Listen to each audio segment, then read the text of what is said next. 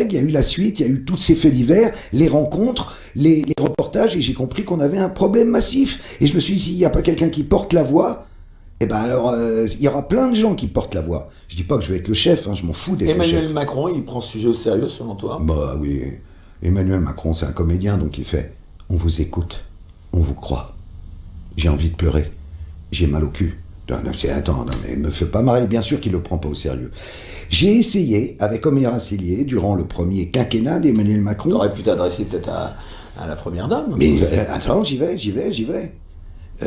J'ai donc envoyé des messages, des SOS à Chiappa à l'époque, en disant il faut faire quelque chose pour les enfants, vous faites pour les femmes, le mouvement MeToo, bravo, faisons pareil pour les enfants.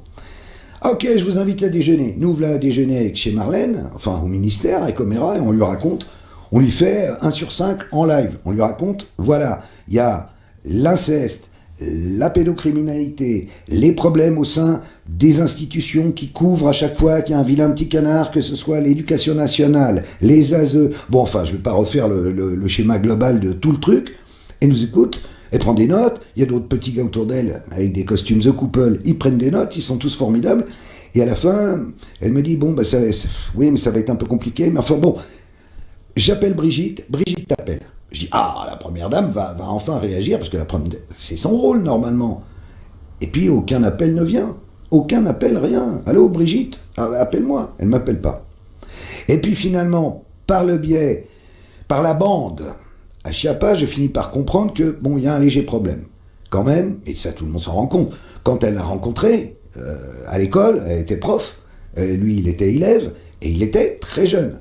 Alors, l'histoire officielle nous dit 17 ans, il semble que ce soit plutôt 14. Mais, et alors? Ok, c'est comme ça, c'était une autre époque, on peut admettre, c'est pas pour cette raison-là, en tout cas, j'espère qu'ils bougent pas. Alors là, après, ils ont nommé Taquet.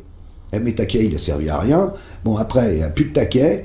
Et là, on a la Civis, donc avec le juge Durand, et différentes personnes autour de lui qui réfléchissent, dont Arnaud Gallet, qui est un mec formidable, qui anime le mouvement Bibrève France, et ils sortent des trucs, mais c'est un peu des bulles du pape, c'est-à-dire c'est pas des décisions, c'est des propositions. Et je crois qu'en novembre 2023, là, le gouvernement se penchera avec sérieux sur les propositions. Mais en vrai, dans les faits, dans les prétoires, dans les commissariats, dans le recueil de la parole des victimes, aujourd'hui, rien ne change. Rien du tout dans les faits. Rien. Alors on gueule. Moi, je pensais qu'on allait gueuler 1 an, 2 ans. J'ai l'impression qu'on va gueuler pendant 10 ans. C'est pas possible. Il faut que ça change. Ou alors, c'est que tout le monde a compris qu'il y avait un problème avec ça. Alors,